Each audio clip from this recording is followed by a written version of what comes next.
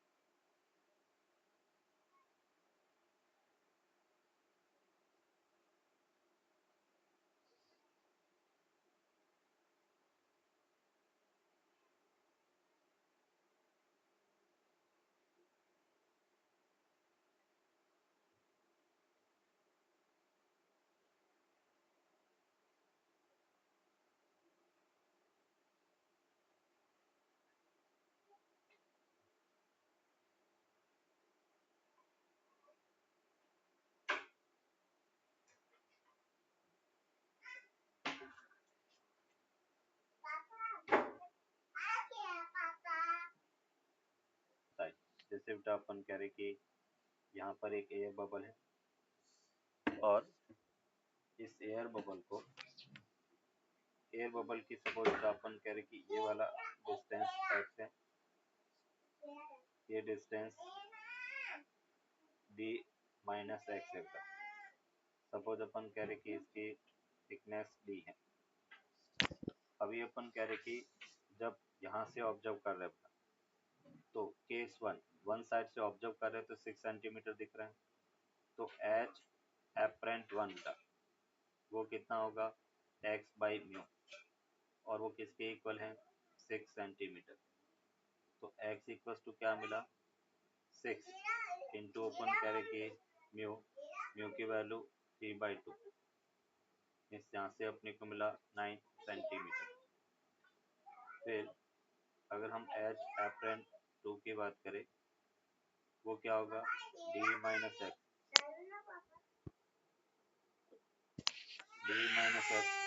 Upon mu. यहाँ पर एक फिश है, फिश अपन कह रहे कि अपर डायरेक्शन में, सपोज वी एफ एस से आ रही है, ये बर्ड है, डाउनवर्ड डायरेक्शन में अपन कह रहे डाइव कर रही है, V B S. Refractive index इसका म्यू है। सपोज बर्ड की सरफेस से हाइट h1 है, फिश की सरफेस से डेप्थ h2 है। यहाँ पर हमें जैसे केस 1 और अपने को पूछा गया find,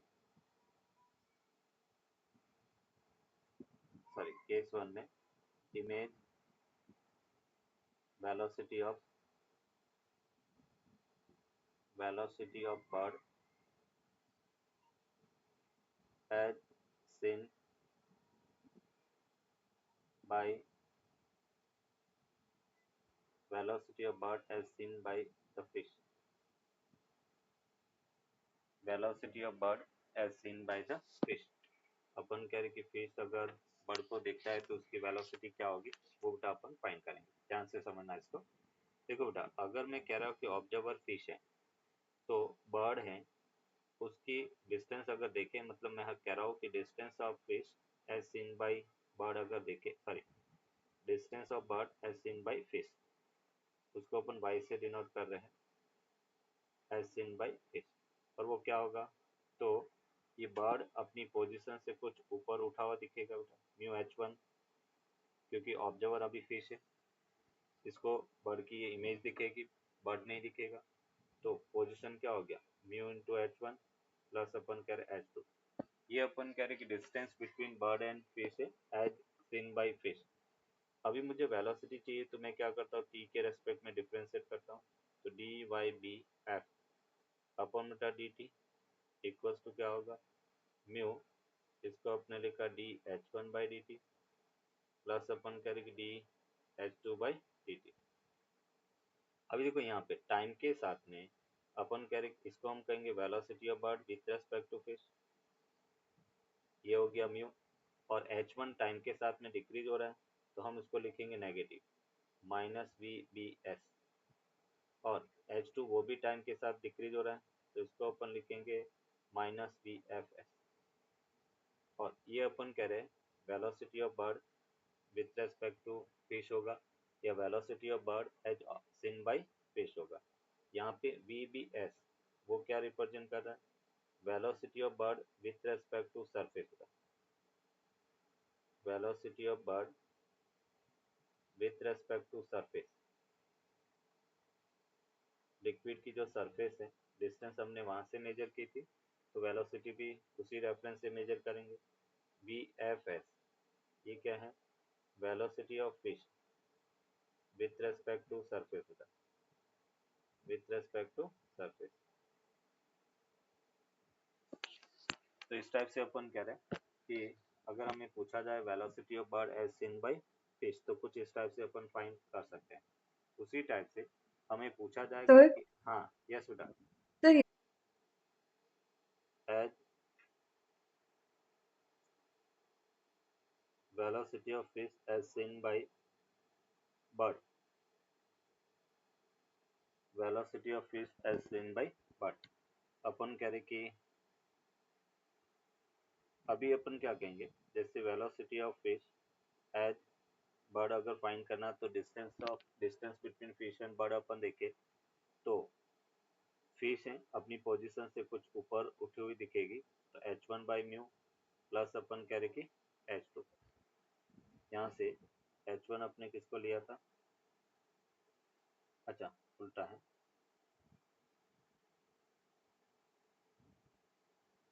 h2 by mu plus h1, तो इसको t के रेस्पेक्ट में डिफ्रेंशिएट करेंगे, D by D T by F B बेटा। इक्वल्स टू 1/μ dH2/dt प्लस अपन करेंगे dH1/dt। मीन्स यहाँ से हमें मिला velocity of fish as seen by bird equals to 1/μ dH2/dt। उसको अपन लिखेंगे v velocity of fish with respect to surface plus velocity of bird with respect to surface. यहाँ पर भी दोनों नेगेटिव हो गए, तो इस टाइप से अपन कह रहे velocity of fish as seen by bird हो।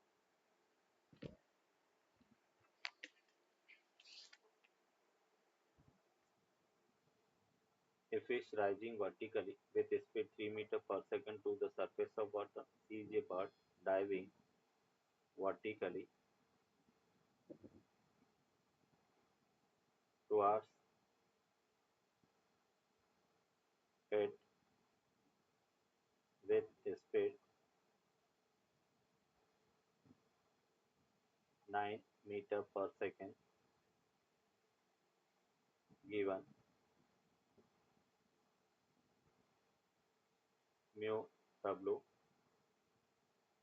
4/3, then find the actual velocity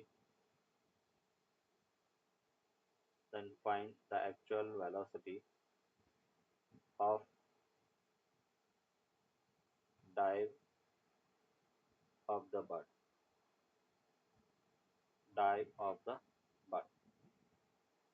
bird की एक्चुअल डाइव की वेलोसिटी क्या है वो अपने को फाइंड करना। ये क्वेश्चन जैसे हम ये कह सकते हैं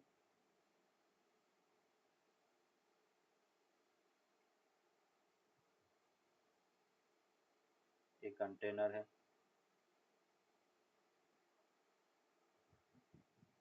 यहाँ पे फिश है, फिश ऊपर की तरफ 3 मीटर पर सेकेंड से राइज कर रही है।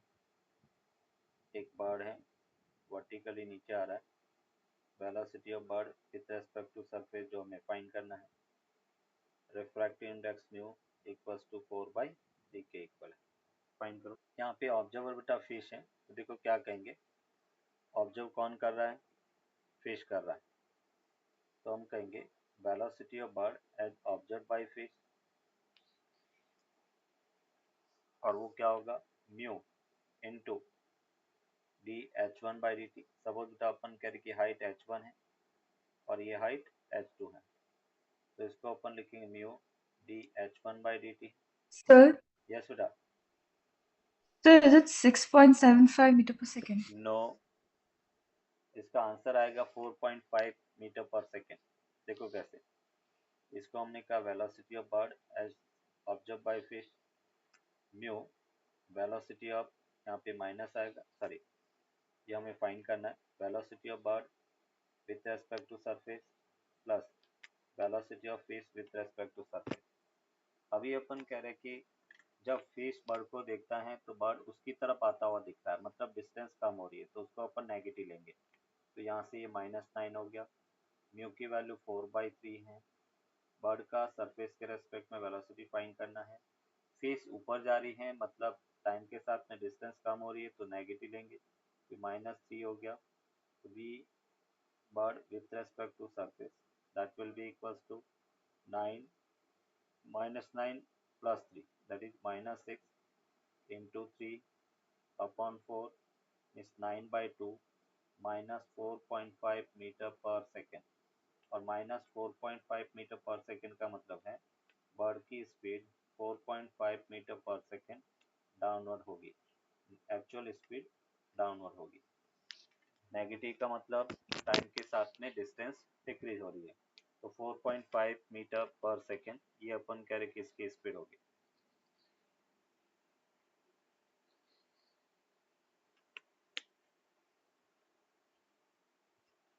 हमने इसको टाइम के रेस्पेक्ट में डिफरेंशिएट किया, तो dy/dt क्या है, velocity of bird as seen by fish equals to mu into dH1/dt, जिसको अपने velocity of bird with respect to surface लिखा, और प्लस अपन कह रहे कि with respect to fish, velocity of fish with respect to surface.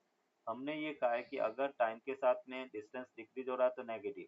Question में ये मेंशन है कि फिश जब बर्ड को देखता है तो वो डाउनवर्ड उसकी तरफ आता हुआ दिख रहा है, तो जब बर्ड उसकी तरफ आएगा तो अपन कह रहे कि टाइम के साथ में डिस्टेंस क्या होगा, डिक्रीज होगा। और rate of decrement of distance उसको नेगेटिव लेते हैं, इसलिए मैंने 9 को नेगेटिव लिया। फिर फिश है वो भी ऊपर जा रहा है, ऊपर जाएगा तो H2 है वो टाइम के साथ डिक्रीज हो रहा है, टाइम के साथ डिक्रीज हो रहा है, इसका मतलब नेगेटिव रेट आएगा, तो इसको हमने नेगेटिव ले लिया। Okay sir.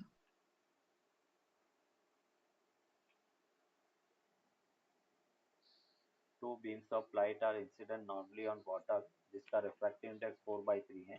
A beam first passes through a glass of refractive index 3/2 slab of height h as shown. The time difference for both the beams for reaching the bottom is।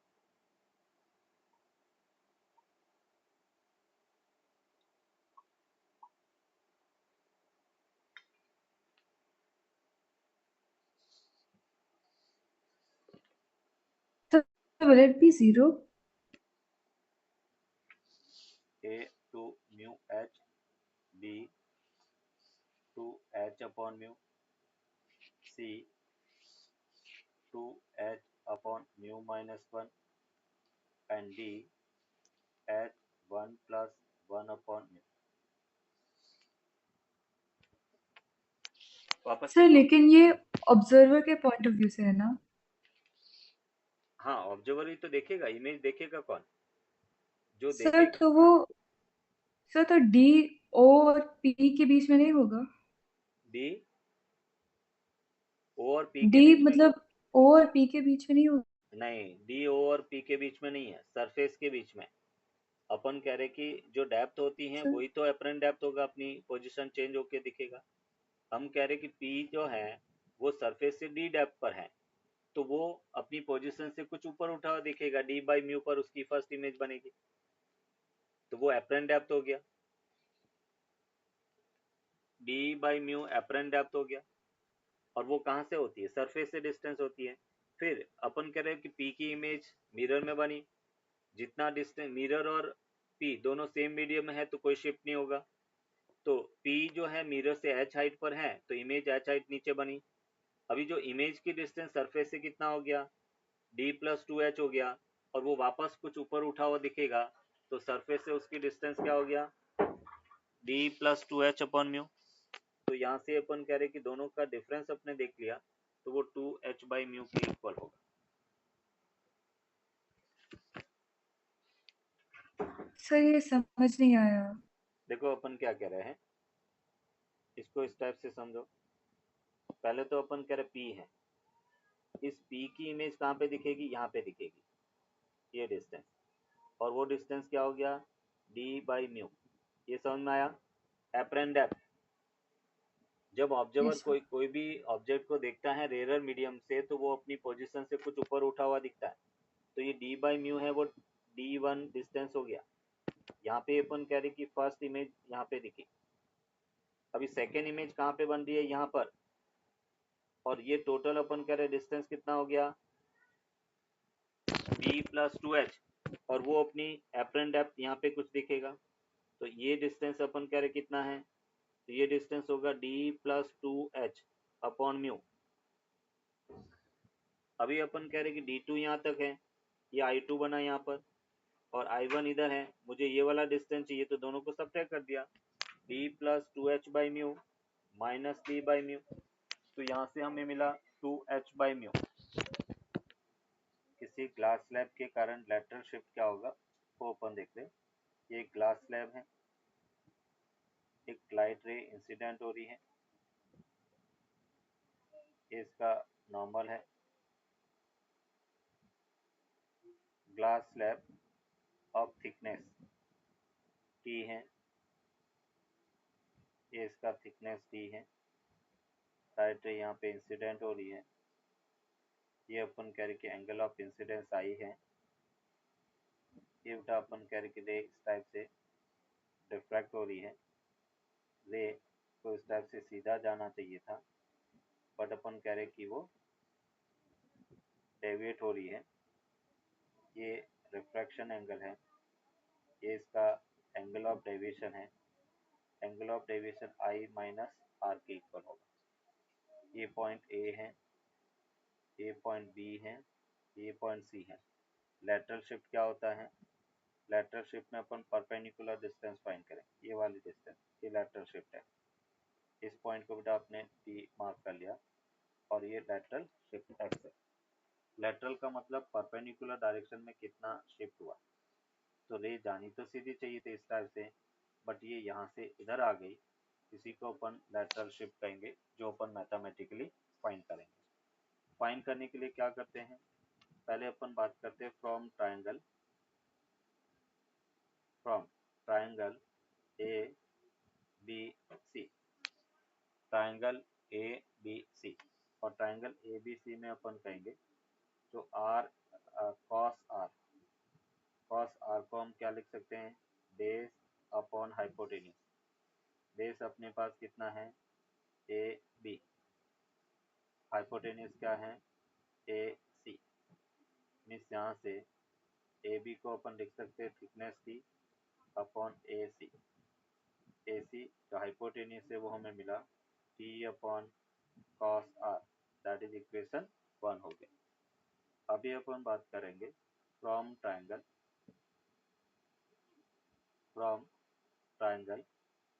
A C D. और triangle A C D, इसकी अगर अपन बात करें तो sine, ये अपने पास आई माइनस आर, और साइन थीटा क्या होता है, परपेंडिकुलर, परपेंडिकुलर क्या है, C D upon hypotenuse. Hypotenuse क्या है, ए सी। यहाँ पर सी डी जिसे लेटरल शिफ्ट का वो एक्स है, और ये into A C. A C इसको हम सॉरी एक्स की वैल्यू फाइंड करना, तो एक्स को हम लिख सकते हैं x equals to A C into sine I minus r के इक्वल है। ये इक्वेशन 2 है। इक्वेशन 1 से ए सी की वैल्यू इक्वेशन 2 में पुट करेंगे। तो फ्रॉम इक्वेशन, ये हमने कहा first and second, equation first and second, तो यहाँ से हमें मिला एक्स, ए सी, उसकी वैल्यू क्या है, टी अपॉन कॉस आर, और उसको हमने लिखा साइन आई माइनस आर। तो ये बेटा फर्स्ट फॉर्मूला अपने को मिला टी इंटू साइन आई minus r upon cos r. ये फर्स्ट फॉर्मूला है लेटरल शिफ्ट का। इसमें दो फॉर्मूले हैं, दोनों अपन देखेंगे। फर्स्ट अपने को मिला x equals to t sine I minus r अपन कॉस आर के इक्वल होगा। यस, यहाँ तक नोट करो। फ्रॉम इक्वेशन 3 एंड 4 बेटा, 3 एंड 4, तो यहाँ से अपन कहेंगे एक्स इक्वल्स टू, यह हमें मिला टी, आई की वैल्यू अपने पास 1, आर को आई माइनस आई अपॉन म्यू लिख दिया, तो 1 अपॉन म्यू इंटू आई। ये इसका सेकेंड फॉर्मूला है। ये स्मॉल एंगल ऑफ इंसिडेंस के लिए है, तो दोनों फॉर्मूले अपने को याद रखना है। फर्स्ट फॉर्मूला अपने पास क्या है, x equals to t sine, और दोनों जेई में पूछे गए बेटा और नीट में बेटा, टी साइन आई minus R cos R, directly formula, और X equals to T 1 minus 1 upon mu into open करे कि आई। दोनों एज ए स्टैंडर्ड रिजल्ट अपन याद रखेंगे। ये लेटरल शिफ्ट है। सेकेंड वाला formula incident small angle of incidence के लिए है। स्फेरिकल सरफेस के लिए अगर अपन रिफ्रैक्शन देखें, ये बेटा इस टाइप से कॉन्वेक्स सरफेस है, ये प्रिंसिपल एक्सिस है। यहाँ पे बेटा अपन कह रहे कि सेंटर ऑफ कर्वेचर है। ये मीडियम ऑफ रिफ्रैक्टिव इंडेक्स μ1 है, ये μ2 है। ये बेटा ऑब्जेक्ट है, ऑब्जेक्ट से लाइट रे इंसिडेंट हो रही है और ये अपन कह रहे कि इसका नॉर्मल है। आफ्टर इंसिडेंट वो बेटा टुवर्ड्स द नॉर्मल रिफ्रैक्ट होगी। ये अपन कह रहे कि इसकी फाइनल इमेज यहाँ पे बनती है। ये अपन कह रहे कि इसका पोल पी है। यहाँ पे लाइट इंसिडेंट हो रही है, ये रिफ्लेक्ट हो रही है। ये एंगल ऑफ इंसिडेंस आई है, ये अल्फा है, ये एंगल बीटा है और ये गामा है। ये एंगल आर है रिफ्लेक्शन। और ये पैराक्सियल रे की बात कर रहे हैं तो ये परपेंडिकुलर डिस्टेंस हो गया। अगर अपन बात करें साइन कन्वेंशन, जैसे अपने मिरर में देखा था, इसमें भी सेम उसी टाइप से होगा। यहाँ पर ये डिस्टेंस माइनस यू है, ऑब्जेक्ट डिस्टेंस। ये बेटा in the direction of incident ray तो प्लस आर हो गया और ये पी हो गया। अभी अपन बात करेंगे कि फ्रॉम ट्राइंगल, इस पॉइंट को अपने ए मार्क कर लिया। अगर हम बात कर रहे हैं फ्रॉम ट्राइंगल ओ ए सी, और ट्राइंगल ओ ए सी में हम कहेंगे ओ ए सी, इसके लिए अपन देखेंगे एक्सटर्नल एंगल आई, वो सिंपल किसके इक्वल होगा, अल्फा प्लस बीटा। अगर मैं कह रहा हूँ कि एंगल वेरी स्मॉल है तो हम इसको लिख सकते हैं tan I equals to tan alpha plus अपन कह रहे कि tan beta. That is equation 1 हो गया। दूसरा अपन बात कर रहे हैं कि फ्रॉम ट्रायंगल ए सी आई, और ट्रायंगल ए सी आई में external angle beta equals to R plus gamma के इक्वल होगा। आर प्लस गामा मीन्स यहाँ से हम लिखेंगे R equals to beta minus gamma है। R equals to beta minus gamma. अगर स्मॉल एंगल है तो हम लिखेंगे tan R equals to tan beta minus tan gamma. That is equation 2 है। अभी बेटा अपन कह रहे हैं using Snell's law. Using Snell's law, और स्नेल्स लॉ को क्या करेंगे, तो यहाँ से हमने कहा μ1 sine I equals to μ2 sine R के इक्वल है। और स्मॉल एंगल के लिए हम साइन आई को लिख सकते हैं tan आई और साइन आर को हम लिख सकते हैं tan आर। अभी हम क्या करेंगे, इक्वेशन 1 और 2 से tan आई और tan आर की वैल्यू इक्वेशन 3 में रखेंगे। नोट करो यहाँ। यस, नेक्स्ट बेटा अपन देखते हैं कि फ्रॉम इक्वेशन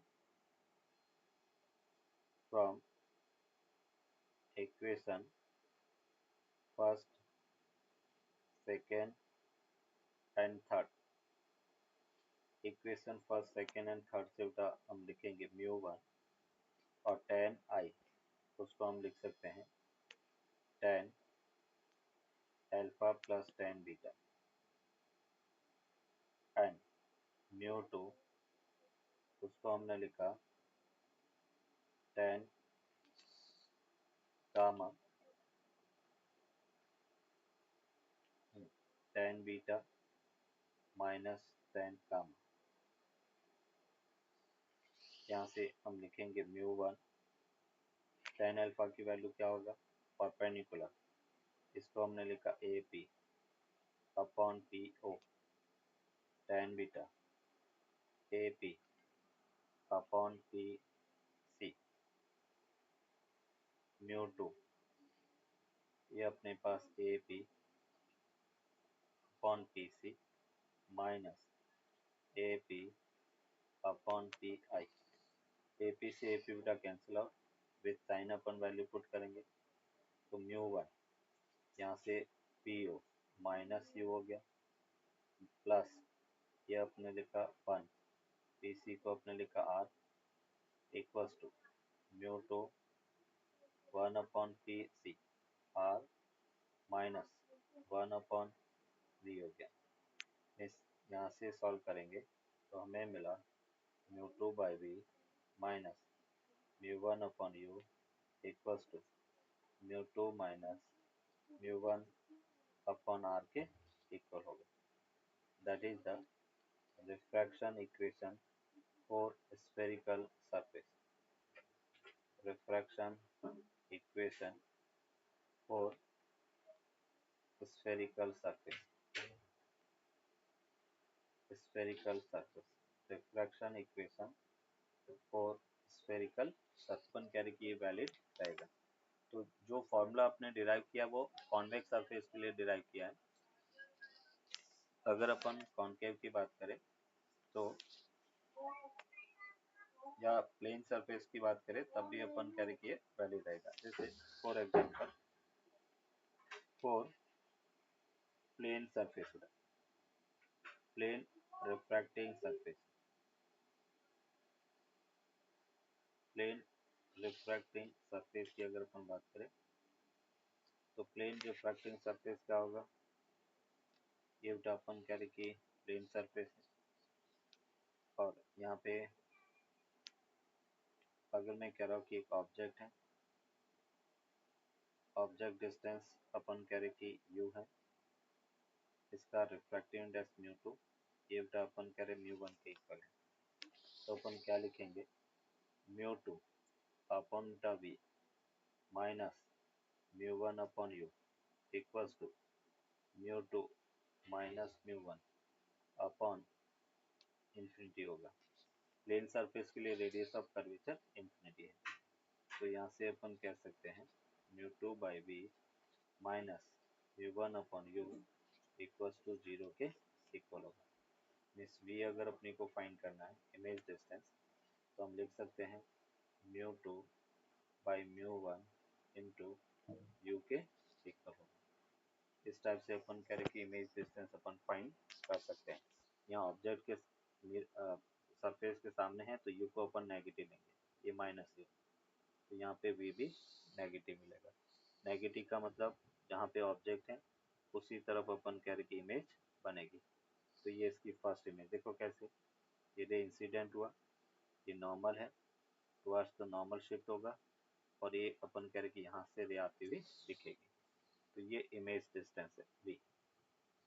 तो जो फॉर्मूला हमने डिराइव किया वो कॉन्वेक्स सरफेस के लिए डिराइव किया, बट आल्सो वैलिड फॉर अपन कह रहे कि all types of refracting surfaces.